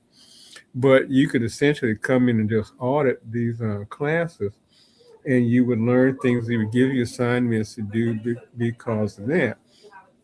And the one thing I remember from her was she was saying that if you're doing research for something, what you do is you want to find the one, whatever it is, that says something different than everybody else, because you find out there are a lot of people that just crib notes off each other. And I noticed that there are a lot of books that if you read the information and read who is in the glossary, is somebody who wrote another book that said the exact same thing. So it was good to see somebody who had that kind of thing. And the other one was Sarah Wright, who was the English teacher in the 11th and 12th grade. And this was in my beginning of my literary career. And so it would be after school, and she was getting ready to go home. Her day was over, and I would come back with a question about this, that, and the other. And she would always take the time to answer the questions, point out things, or something like that. And she told me that one thing that I remember, one of the things that I remember from her was she was saying there's no such thing as good writing, only good rewriting. Wow. Wow. So she was one of those people that you could slip by her your first draft and let that be it, huh? No. Well, the funny thing was that when I actually started getting stuff published, they were all published in Players Magazine, which was, Oh well, yes. and so I Ain't would that that nasty magazine? That Midway Yeah. magazine, so not nasty. no, it had educational stories in it and That's right. Uh-huh. articles and things like that. That's right. It's a black And Playboy. when I would bring her a copy of everything, though, she would kind of look at it and says, "Okay," but she would accept it, said, "I'll read it and everything," and she just went with it. That is very cool. Wow. That's a good teacher. Yeah. Amazing. And And Yeah. also, and another thing when you are, it's not so much a academic thing, but a lifestyle issue. I remember, like I said, my mom, our mom, was a music teacher, and worked, through the day, and then if there were performances and stuff, she would after school rehearsals and things of that ilk. And for the kids who were there for that, or just doing the rest of her day working after school, there were children who lived in our community and past our community, the black community, that could not go to after school activities because they didn't have a way home. Maybe they were in detention, so they didn't have a way home. That when my mom would leave work, these kids would come who were like from the community who needed a ride home, and she would, before we got to go home, she'd be driving and dropping children off at home. And when I had my own children, my kids had friends who did not live within the school system, such that they had buses and stuff, because you don't have a lot of buses here. I mean, kids live in different towns, from where we live. And in the afternoon, I would be on the route driving children home because that's what my mom did. That's Because good. other children, don't have the transportation, their parents are at work, they would never have the opportunities to do the things that they did.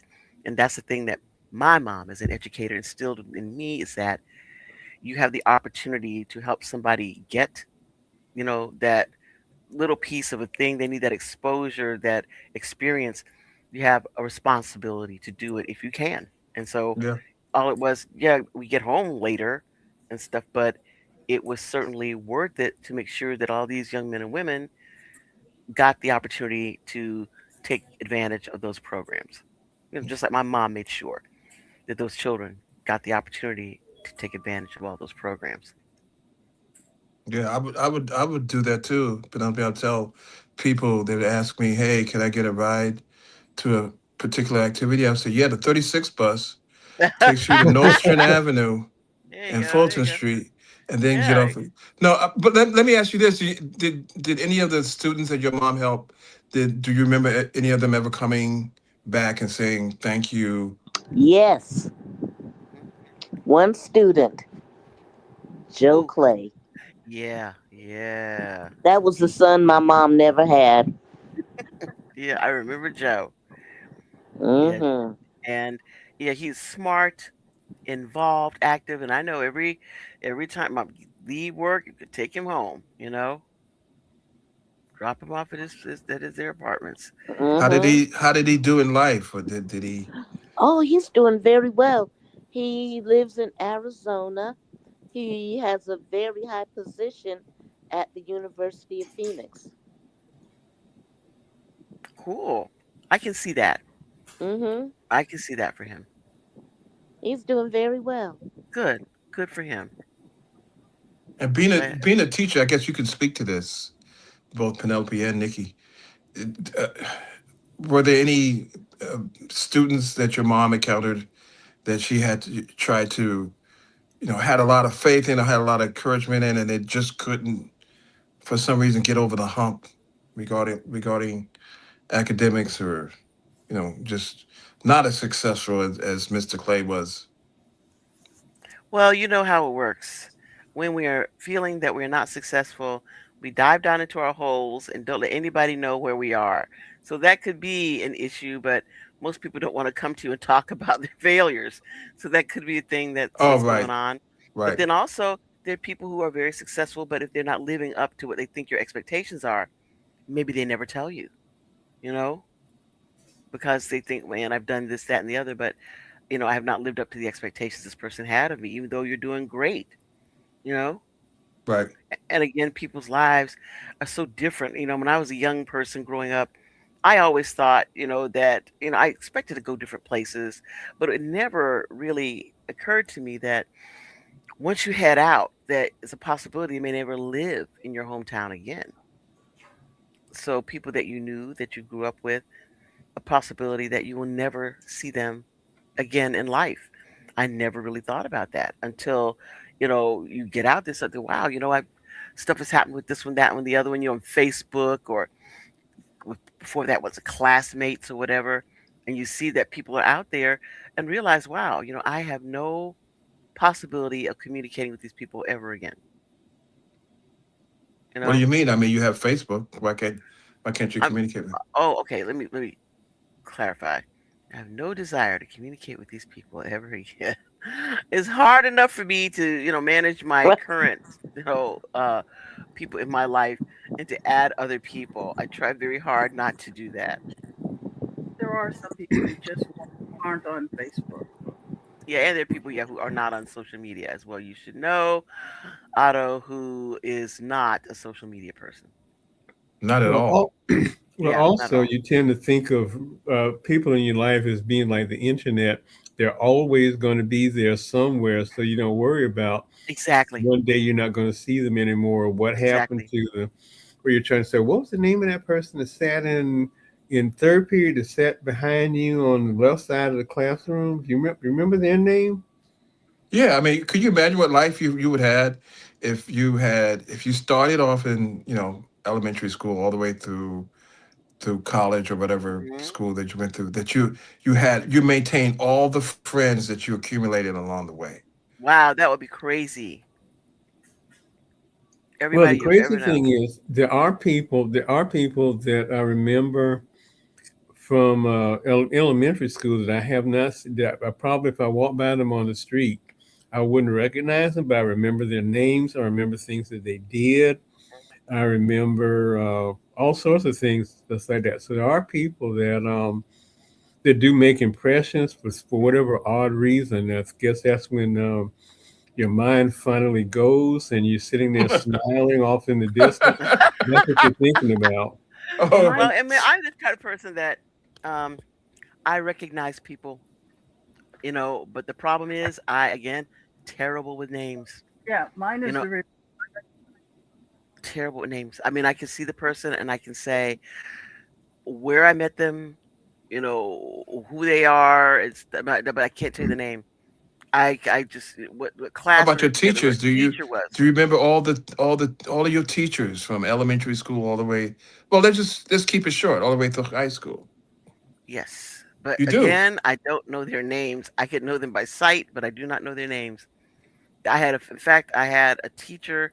I was trying to remember. It was a male science teacher when I was in fourth grade, and I do not remember that man's name. I see his face. I cannot remember his name. I know my older sister may remember him because I think we both had him as teachers. Because science was one of those classes that was you left your classroom to go to science class, and then you came back. I'm sure she remembers him, but I could not remember that man's name, even though I see his face so Well, clearly. it gets harder. It gets easier when if you guys are like me, one through six, you had Hmm. one teacher really. You had one teacher. Wow.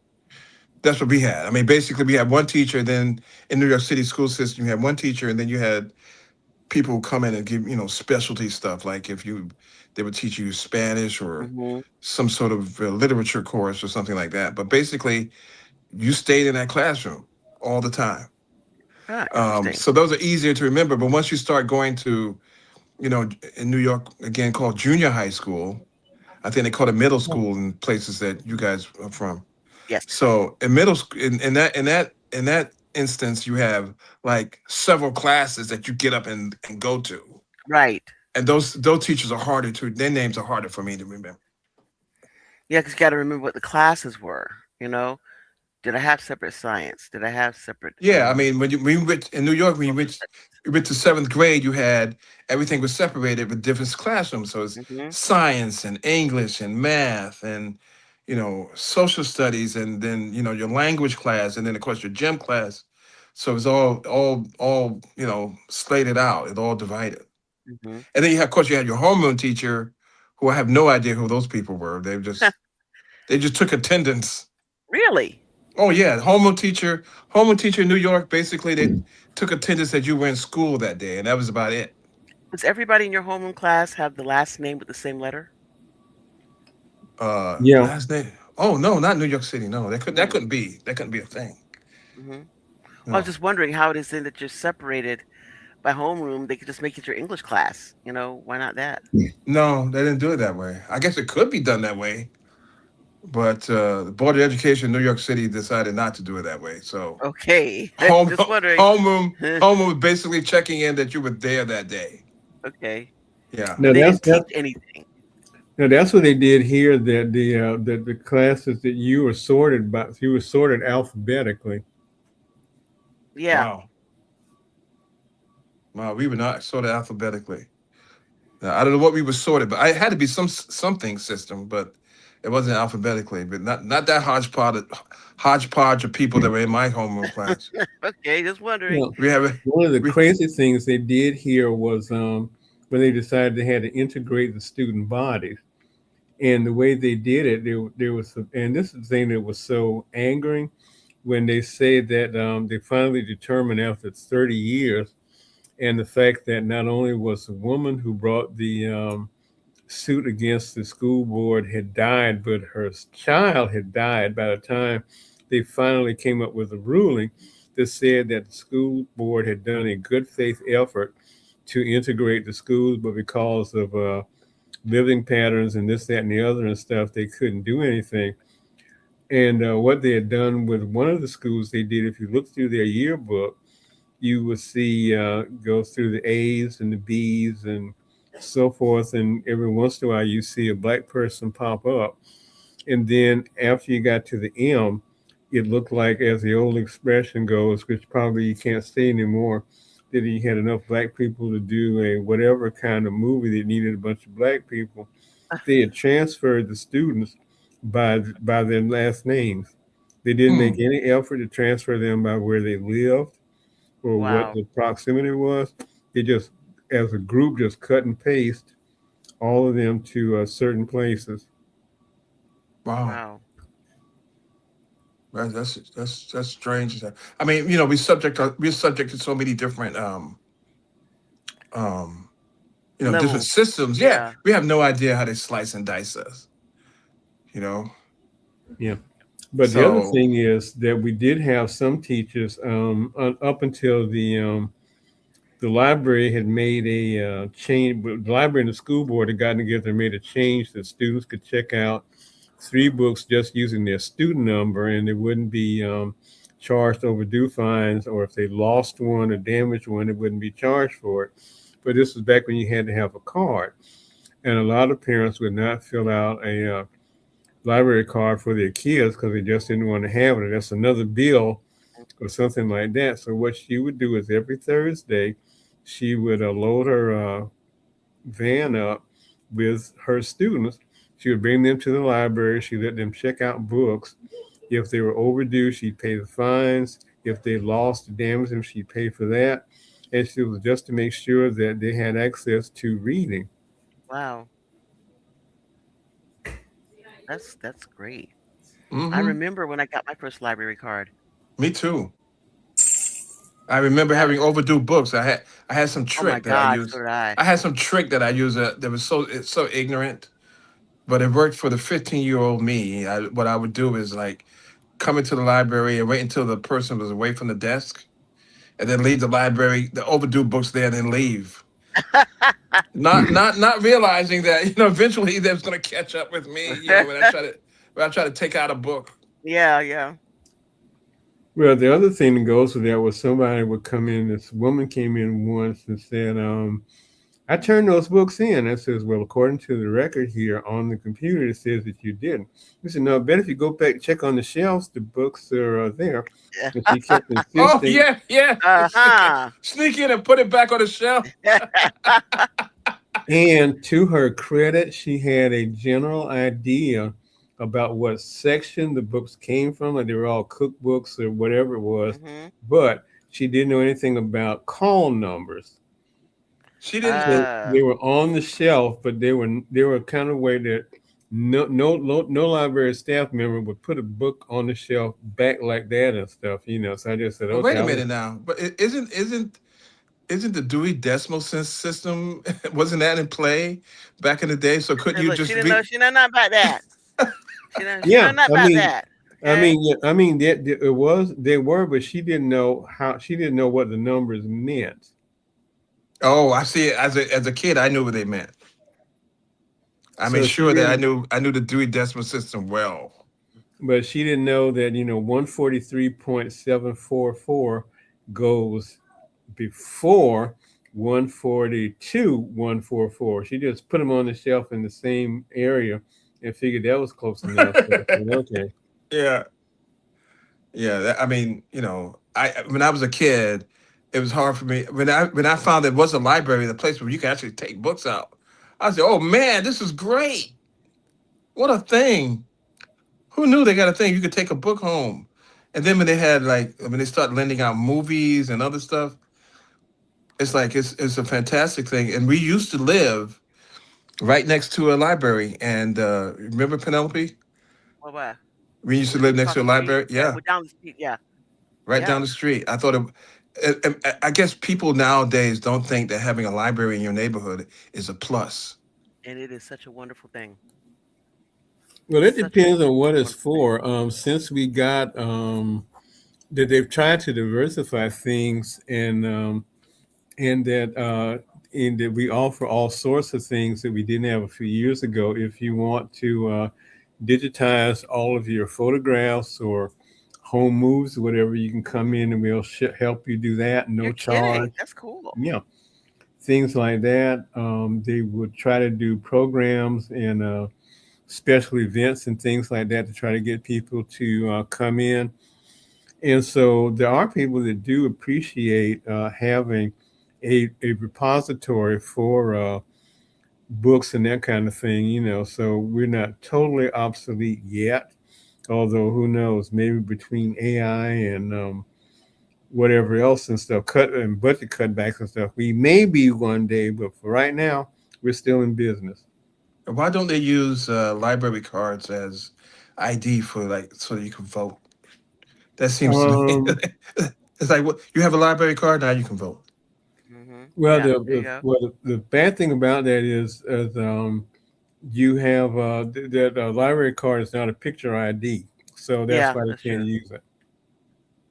But it's like if you lived in Texas and you were a real estate agent, well, all real estate agents here have like their picture on Yeah, I do. their what you call it cards, their business cards. I thought that was the Mhm. weirdest thing I'd ever seen in my entire life.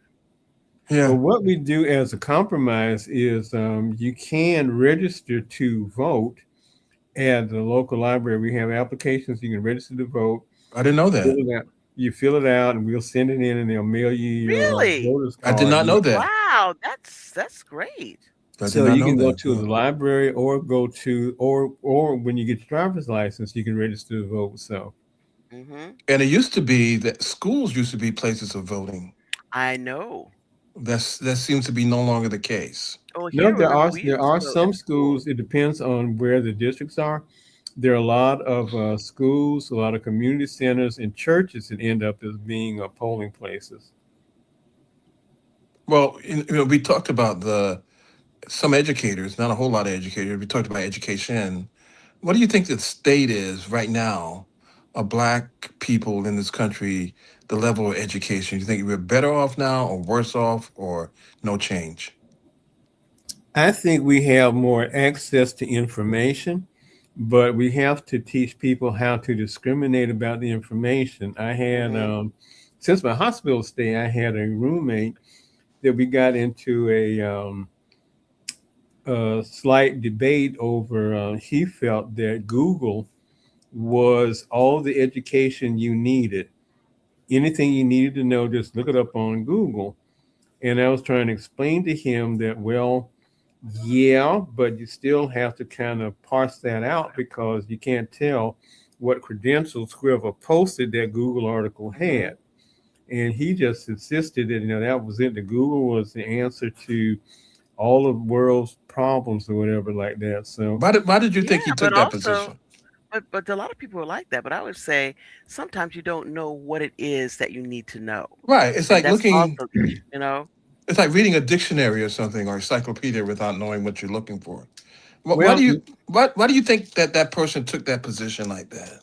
I think he was, well, first of all, I think it was part of his personality. And I realized he's kind of like Zaphod Beeblebrox in Hitchhiker's Guide to the Galaxy, where they put him in the infinite probability room that was supposed to show that you're just one speck on one planet, that's one speck in one galaxy and all these galaxies. And once you realize how insignificant you are, you go crazy. And when they came back to Hmm. check on him, they found out he was perfectly fine. And he said that putting him in this room just told him what he already knew. He was the center of the universe. Wow. So this guy was somebody who had perfect knowledge of everything, including things that he had absolutely no background to know. And I realized that you couldn't tell him anything that he would find insulting because he just knew that he was right. Hmm. And you couldn't tell him that Google was not the be all and end all of all information. It was Oracle, Delphi, and everything else all rolled into one. Wow. But two things on education before we run out of time here, because we're Yes, at yes. what Go on. Go on. 149. The Yes. first thing is that this year, is 2026, which is 100 years since Carter G. Woodson started Black History. Well, first it was Black History Week, Hmm. and it was expanded in 17 and not 17 in 1976. It became Black History Month, and so this it was a kind of a celebration of that. So we don't know if we're going to have it next year, but anyway, at least this year we We'll do have it have it. regardless of whether they want to do it or not. We're still Yeah, doing it. They don't tell us what to do. yeah. But Yeah. so that was one thing, and the second thing is about education is again is get books, read them, read about things that you heard about, read about subjects that you don't know about. And one book that I would recommend, I think his name is Michael Harriot, I think, but this title of the book is called Black AF History, and it's a book about telling the history of Black people in America without it being whitewashed. And Hmm. it's kind of snarky and funny and everything, but it's highly recommended because it tells about a lot of things like why there was no second Thanksgiving or why this is happening here. And it goes over some things that you've heard about, like the guy who had studied the river and knew how to navigate it. So he loaded up a bunch of people on the river and just sailed north and everything because he knew all the checkpoints and everything along the way. Hmm. And it tells you about people that you haven't heard about that have made contributions to Black history and things like that. So I would recommend that part of it is education, and we are educators. So when you find things out, you share them with other people. You let them know what is going on. You try to correct people without being obnoxious about it Hmm. when they're saying something wrong or something like that. And the thing is, you're surprised that Black people will collect a lot of things. Like a couple of weeks ago, when we were talking about the thing about Charles Drew, the thing about he died in an automobile accident because they wouldn't treat him, that was wrong. Just it Right. was good to be able to spread information like that to correct things that are Hmm. just not right, and and also just be an educator in your house. Ask your kids or grandkids or whatever, what did they learn in school today, or tell me what did they talk about, or what subject do you like, or something like that. They're showing an interest in the child's education sometimes is enough to encourage them to do well or do better. Yeah. Well, two things though. The book that you recommend, Black AF, is that AF stands for as F? Is that Yes. what Yeah, he said? Okay. yeah, that's what the AF stands for. Okay, Yeah. so black as F. Okay. Yeah. Right. Hmm. And so the other thing is, Penelope and I was talking about this the other day about coming home from school and then being asked by a parent, so what did you do? That So sounds look, real. I already came home from That, work. no, Leave me no, alone. I agree with Clancy. That sounds really good. But you know what? I remember being a kid, Hmm. and when I come home from school, it's like coming home from work. And I don't want you to Yeah, I ask came me home from any work. questions. I'm gonna sit here, smoke my cigarettes, Yeah, have me a nice glass of a nice a glass of beer, whiskey, give me a two beer, and fingers. yeah, yeah. Nobody want to talk about that, man. No, but I'm serious. I mean, I remember being a kid. I didn't want to be asked no questions. It's like, did you? If I came home from school, my mother asked me, "So, did you have a good time in school today? Did you make any? Do you have fun with your friends?" I was the first thing in my mind would be like, what did you know? Who told you something? Who Oh, told you sure. something? Oh, that's Yeah, good. Wait. What'd yeah, you hear? What did you hear? yeah. What did you Huh? hear? Right. Oh, But I Yeah, think it's there a we good go. idea, though. I think if you got kids who have different disposition than we have had as Hmm. kids, then maybe saying that would be a good idea. I think. Yeah. Oh my But lord. well, the thing is like one of I knew somebody that sent this meme out that said we owe our parents an apology for not believing them when they said they didn't have any money and we knew they just got paid. So you just got paid. You got Yeah, I so know money. when you got paid. I heard you got your paycheck today. Yeah, so it is kind of like that. So Oh my goodness. Oh my Yeah, well, I God. mean, we're getting down like the last 5 minutes, and again, we kind of get off a little topic. Not yes and no, got off a little bit, got off topic. But I think it's we wouldn't be here, I think, without the educational system generally the way that it is, but certainly a lot of our black educators who have kind of Absolutely. kept us on the straight and narrow, those guardrails. Some of them just being there as role models, saying, you know what, Yeah. Yeah. I'm gonna be like that person. You Right. know, they And took not they all of got them their were act teach. together. Not all of them were teachers. Other people were, guidance counselors and other, Hmm. I guess, displays of wisdom and Yep. tell us not to go here and tell us why we shouldn't go here. Or I Hmm. remember, going to college and we had a class. It was a diversity class back when Hmm. diversity was a thing. And I remember a black instructor saying, "Stop saying ask. It's ask. Hmm. Stop Axe. saying ask. Axe. Don't ask Don't me ask me nothing." that. mm, Don't Right. ask you with an So axe. all of that is, it takes a really a village for us, because Yeah. there's so many.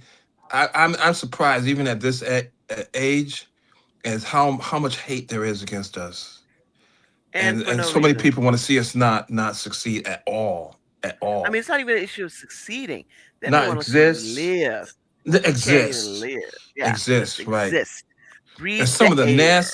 some of the nasty things that are being said about us, And not just on from, the right and the left, yeah, and so-called left. left. I mean, immigrants and people who come here. I mean, the nasty little things they say, even like our people overseas, Yeah, there's nasty on stuff. the mother continent, man, they just And don't I want to was stop. thinking, Jesse Jackson passed away Hmm. this past week, and what I recalled when I was reading his history was, I forgot about the Sister Soldier thing that Bill Clinton did at Jesse Jackson. And You what would know, those who do not know? I forgot about that nasty stuff, and why we had this feeling in our pit of our stomachs regarding Bill Clinton. This, and then it calls how he went back to Arkansas to for capital punishment against that mentally challenged Yeah, black man. We forget about that stuff. yeah, yeah. You forgot the song. Sometimes people forget, and sometimes we forget. We don't remember the terrible things that have been done to us. For other people's Yeah, and careers. it continue to happen, and in spaces that we don't think would happen, like in the comment section of a New York Times Right. article, where you think Mhm. there's a progressive space. There's people there who politics equal ours, Yeah. So you and think? so our teachers knew, our instructors knew, our professors knew, but we came out in a time where we did not necessarily know. Yep. Sure enough. So we're down here like the last 2 minutes or so. So we thank y'all very much for joining us for this Black History Month uh, educators and academics program. We'll be back again next week with more discussions from the other hood. So take care of yourselves. Bundle up. You all on the Eastern Seaboard. It's going to be a Lulu for you. And we'll see you again next week. Bye bye.